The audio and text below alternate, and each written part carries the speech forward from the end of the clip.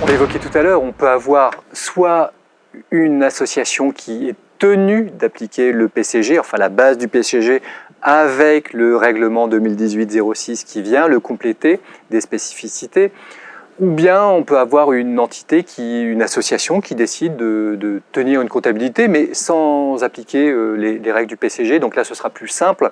Tu l'évoquais tout à l'heure, on n'est pas obligé de construire une usine à gaz pour des associations qui ont des moyens plus limités.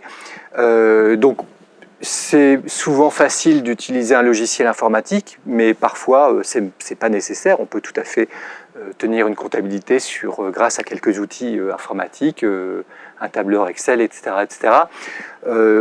Évoquer la comptabilité en partie simple ou en partie double dès lors qu'on complique un petit peu les choses. Les recettes, enfin le système de recettes dépenses qu'on appelle souvent comptabilité de trésorerie, c'est-à-dire au moment, comme tu l'as rappelé tout à l'heure, où les flux interviennent, ou la comptabilité d'engagement, c'est-à-dire sur la base des créances et des dettes, où là, les flux interviennent un peu plus tôt en matière chronologique, etc. Donc voilà, c'est utile de s'inspirer néanmoins des documents comptables parce qu'il y a une rigueur, il y a une pratique historique qui fait que voilà, ils ont une utilité. Et si on repasse du coup du côté gauche de la slide, en plus des à minima trois documents financiers, trois états financiers obligatoires en comptabilité, le bilan, le compte de résultat et l'annexe, il y a encore d'autres documents à établir.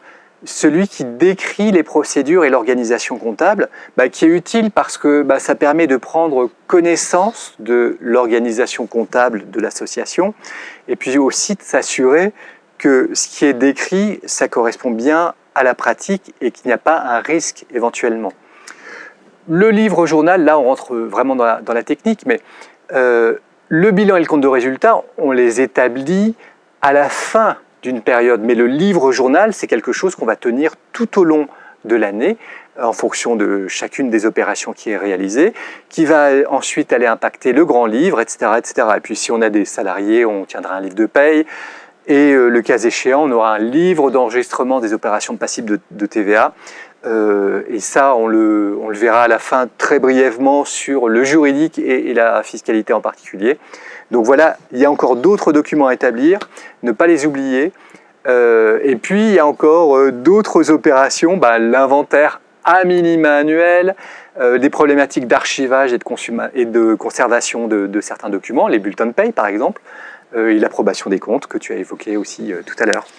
Alors je vais tuer aussi un mythe, c'est qu'une comptabilité n'est jamais une usine à gaz quand elle est bien montée, bien gérée dès le départ en fait. Et c'est vrai que parfois on est confronté à des sujets où on voit effectivement une comptabilité où il y a des comptes un peu dans tous les sens parce que probablement à un moment donné on a entendu un financeur public dire attendez, vous allez devoir me justifier ça, ça et ça. Et donc pour le retrouver dans la comptabilité, on s'est amusé à subdiviser les comptes de charge. Ça c'est à bannir parce que ça s'appelle la comptabilité analytique. Donc souvent faites-vous accompagner d'un expert comptable parce que lui il manie ça sans aucune difficulté. Il va faire le traitement approprié pour dire voilà, d'abord une comptabilité financière qui va bien répartir les choses en fonction de la nature des produits et des charges. Et quand à un moment donné on se prépare à devoir justifier des produits et des charges vis-à-vis d'un financeur public, on passe sur une comptabilité analytique et on va pas faire de la comptabilité générale une comptabilité analytique. Et c'est dans ces cas de figure qu'on se retrouve avec une usine à gaz comme tu le dis judicieusement, mais qui n'a pas vocation à être ainsi quand on a bien mis en place une comptabilité. Donc, dès le départ, si on n'est pas tout à fait bien au point sur le sujet, à un moment donné, vous pouvez faire appel à un expert comptable qui va se charger de toutes ces opérations-là. En plus, on a la digitalisation qui aide aussi, donc on a une simplification aussi des transmissions de données parce qu'on n'est plus obligé d'apporter une boîte à chaussures avec des pièces comptables.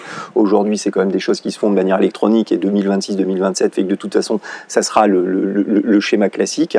Donc là, encore une fois, ça permet d'avoir un outil performant d'information de gestion et ça permet aussi d'avoir une sécurité dans l'information qui va être produite parce que si à un moment donné, vis-à-vis d'un financeur public, on donne une mauvaise information, ça veut dire qu'on s'expose à un certain nombre de sujets et donc généralement ces sujets sont fortement désagréables et puis en même temps, ça permet de solliciter le professionnel, donc l'expert comptable, sur des aspects plutôt de conseil et parfois de sécurité aussi au-delà de la comptabilité sur la paye comme tu l'as indiqué et d'autres sujets encore.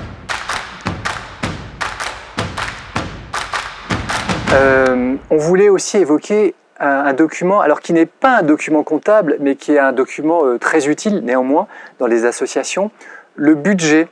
Alors, contrairement à, je schématise un petit peu, mais contrairement à la comptabilité qui nous donne une vision du passé, le budget, au contraire, c'est une vision du futur.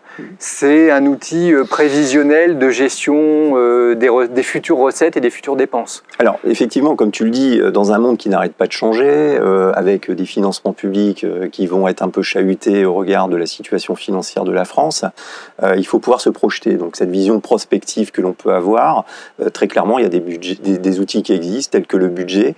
Et donc, pareil, quand vous allez mettre en place ce budget, qui va vous permettre d'avoir une projection de là où souhaiterait être l'association, par exemple, à la fin de son exercice prochain, eh bien, ce qui est important, c'est de construire ce budget, pas déconnecté de la comptabilité, mais en lien direct avec la comptabilité. Ça veut dire que quand vous allez devoir définir vos futurs produits et charges, prenez votre compte de résultat, votre dernier compte de résultat, et travaillez sur cette base-là. Parce que, comme tu l'as indiqué tout à l'heure, c'est un outil de pilotage.